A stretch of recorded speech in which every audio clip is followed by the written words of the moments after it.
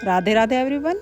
आज की वीडियो में हम जानेंगे कि सावन का उद्यापन कैसे किया जाता है, सावन सोमवार के व्रत का उद्यापन कैसे करना है। इसके साथ ही यह हम जानेंगे कि यह उद्यापन हमें कब करना है, अगर कुंवारी लड़की व्रत कर रही है तो उद्यापन कैसे करेगी और हमें क्या क्या सामग्री चाहिए होती है। सावन सोमवार और पूरे सावन के सोमवार का व्रत के उद्यापन करने के लिए जो भी हमें सामग्री चाहिए वो सारी मैंने इकट्ठी कर ली है।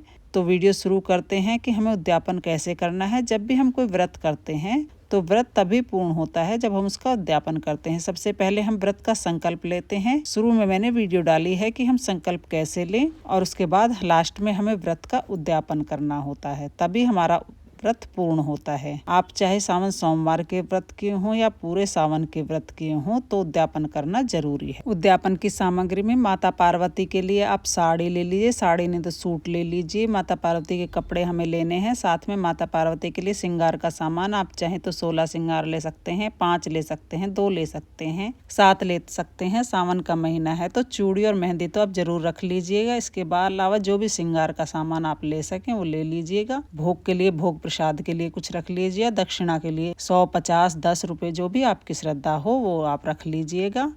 और जो माता पार्वती को हम सामान चढ़ाएंगे इसके बाद ही हम भगवान शिव शंकर को हम वस्त्र रूपी सामान चढ़ाते हैं। सबसे पहले हमें माता पार्वती के नाम का ही उद्यापन करना होता है। माता पार्वती को सारा सामान चढ़ाने के बाद ही हम भगवान भोलेनाथ को, शिव शंकर को वस्त्र ले लेंगे। वस्त्र में आप भगवान शिव शंकर के लिए पैंट शर्ट का जोड़ा, धोती, कुर्ता पाजामा कोई भी वस्त्र ले सकते हैं। साथ में हमें दक्षिणा लेनी है। ये मैंने एक अंगोछा ले लिया है, आप चाहे तो 5 वस्त्र ले लें। मैंने पैंट शर्ट, अंगोछा, बनियान और जुराबे ले ली हैं, सॉक्स जिसे बोलते हैं। आप चाहे तो इसकी जगह रुमाल भी ले सकते हैं। इसके साथ ही आप भोग के रूप में मिठाई या सफेद वस्तु, कोई भी मिठाई, सफेद मिश्री, बतासे का भोग भगवान भोलेनाथ को अवश्य लगाएं। और यहाँ पर मैंने एक अनाज अवश्य लें। अनाज का दान हमें इस दिन जरूर करना है और सफेद चीजों का दान करना सबसे ज्यादा फलदायी, महत्वपूर्ण माना गया है। फल फूल जो भी आपके पास हो वो आप ले लें। और सबसे महत्वपूर्ण आप दक्षिणा अवश्य लें, क्योंकि दक्षिणा हमारी पूजा में की हुई कमियों को पूरा करती है। तो आप चावल ले सकते हैं, चावल या चीनी जो भी आप लें, कम से या ज्यादा किसी भी क्वांटिटी में चावल तो आप ले लीजिएगा। वो सारा सामान जो पूरे सावन के व्रत के उद्यापन में हमें जो चाहिए, जिस दिन आप उद्यापन करेंगे।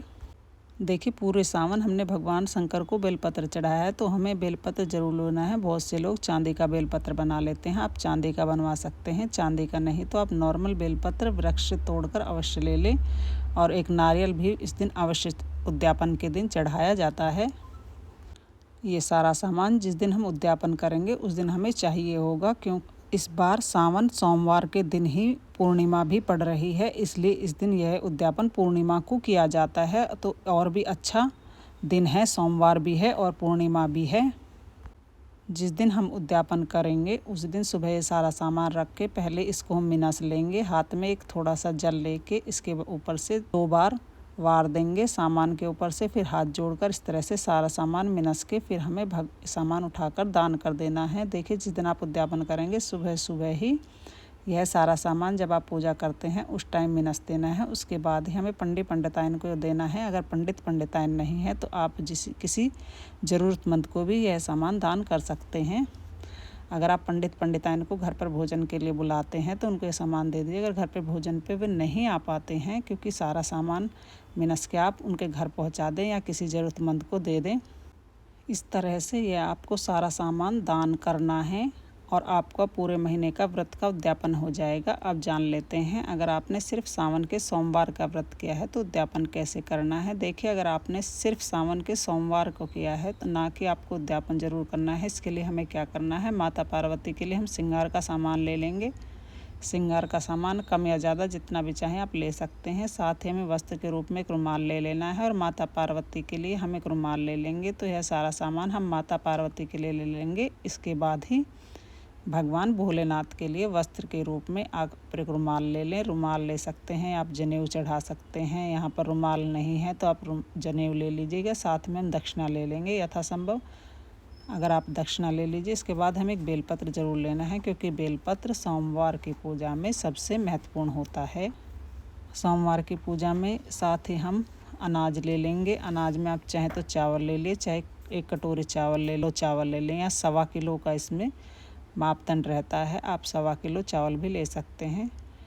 आपको चावल लेने हैं किसी पैकेट के डाल में लेकर। इतनी सारी सामग्री चाहिए आपको सावन के सोमवार का व्रत का उद्यापन करने के लिए। अब ये सारा सामान हम घर से पहले ही मिनस लेंगे। हाथ में थोड़ा सा जल लेके इसके ऊपर से 4 बार या 2 बार चढ़ा देंगे। इस तरह से सावन के सोमवार का व्रत का उद्यापन हो जाएगा। तो देखिए यहाँ पर जो ज़रूरी चीज़ें हैं वे आपको बता रही हूँ। इसके अलावा आप दान में कितना भी बढ़ा सकते हैं, अपनी इच्छा के अनुसार कुछ भी दान कर सकते हैं।